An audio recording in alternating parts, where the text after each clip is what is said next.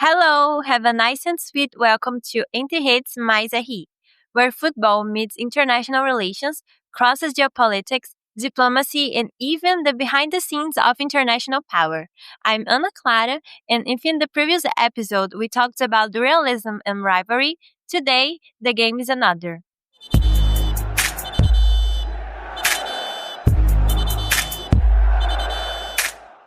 If you already heard that football can unite people, build bridges between nations, or even promote peace, you can be sure international affairs liberalism is surrounding this camp. Today, we'll delve into this theory that believes in cooperation and dialogue and understand how it infiltrates, sometimes successfully, sometimes stumbling, the world of global football. But what is liberalism? Liberalism within international relations arises from a belief that, for some, is naive, and for others, is the only way possible to peace. It stems from thinkers such as John Locke, who defended natural rights and limited government, and Immanuel Kant, who wrote Perpetual Peace, proposing that representative governments would have a better chance of coexisting in peace and avoiding wars. If translated into soccer, Locke and Kent would believe that if every team played fair, following fair rules and thinking about the collective, the entire championship would win. In the 20th century, this idea was reinforced by authors such as Woodrow Wilson, President of the United States, who advocated the creation of the League of Nations after World War I. In international relations, liberalism is based on concepts such as international institutions that function as neutral arbiters, Keohane and Nile, 1977, democracy as a mechanism of peace, democratic peace theory, Doyle, 1983, and trade and interdependence as a break on conflict, Norman Agent, 1910. Topic 3. Football as a liberal field.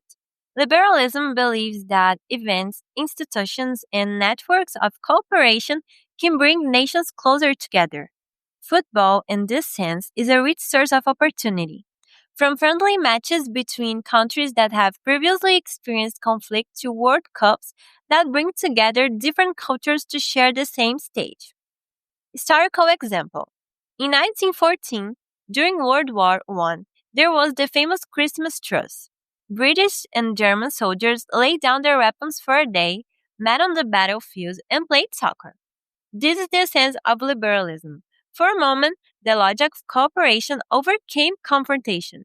Of course, it did not resolve the war, but it showed us that even in extreme scenarios, there is a room for small victories for humanity.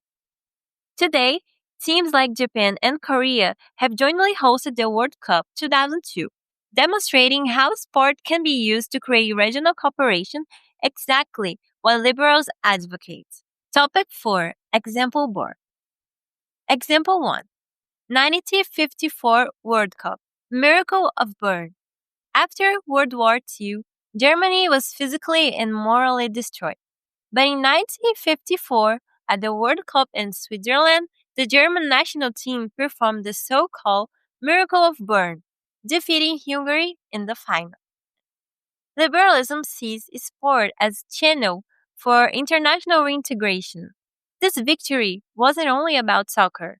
It was about West Germany showing the world that it could once again be part of the international community within an institutionalized environment like FIFA. Critical analysis.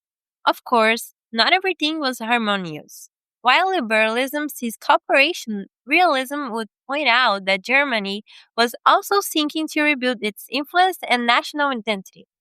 But at the time, football opened doors that politics alone could not. Example 2. Ping pong diplomacy, a parallel example to soccer. In the 90s, China and United States used table tennis to reopen diplomatic channels.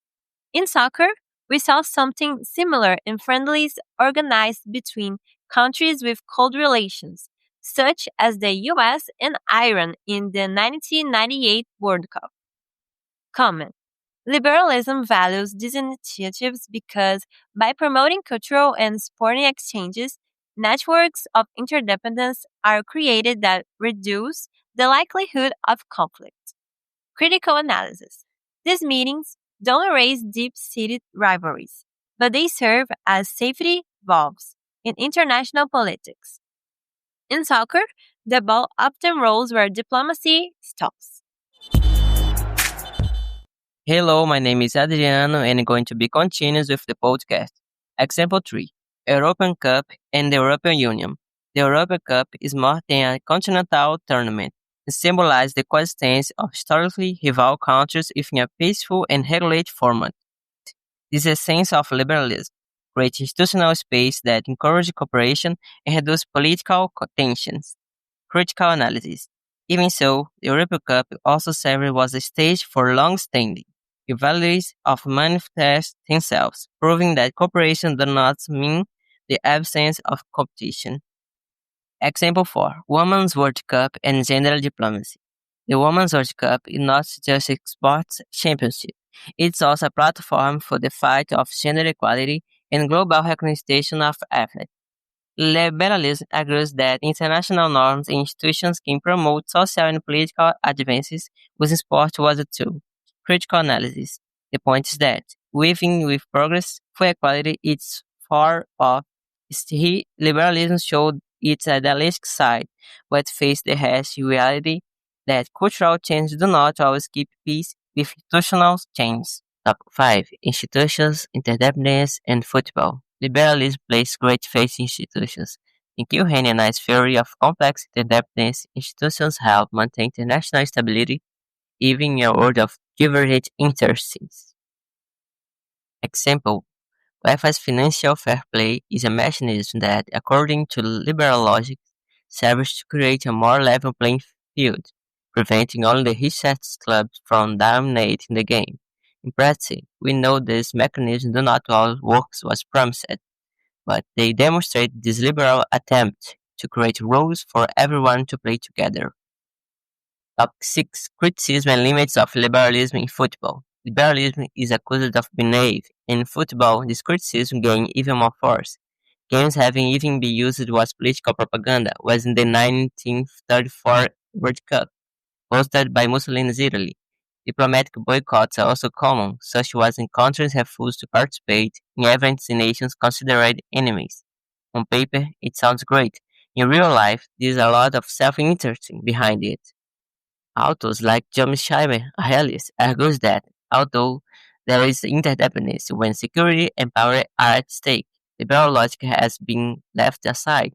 In other words, no soccer either. If an event does not serve a country's political or economic interests, it simply doesn't happen. Topic 7. Soft power in sports diplomacy. One of the concepts that most connects liberalism and soccer is soft power, created by Joseph Nye. It is the ability to influence through example, cultures, and values without using military force. Sports diplomacy in turn is characterized by the approximation of all actors involved, ranging from states and governments to individuals through actions directly or indirectly linked to sports. Portela 2014. Inspiring examples. Didier Drogba helping end the civil war in Ivory Coast. Mohamed Salah breaking stereotype about Muslim in Europe. The USA women's national team using our visibility to fight for equal pay. A thought-provoking question. Can football truly be peace on the field, or is just liberalism's best marketing move? Perhaps the answer lies when what do we see when the ball rolls. For a few minutes, fans from different countries, religions, and languages cheers for the same thing, and that's when the game becomes beautiful. And that's how we wrap up another episode of Entre Hates Mais Aí. Today we explored liberalism and saw how it with sport was a space for cooperation, diplomacy, and bringing nations together. But also how, behind the beautiful words, there strategic interest and power struggles. Thank you for listening to Entre Hates. If you enjoyed this episode, share it with someone who loves sport and politics. And follow us on Spotify and Instagram at entre.hatesai. Between the nets of football and the threads of international politics, we meet here because, in the end, the ball also carries power. See you in the next time on Entre Hates Mais Aí.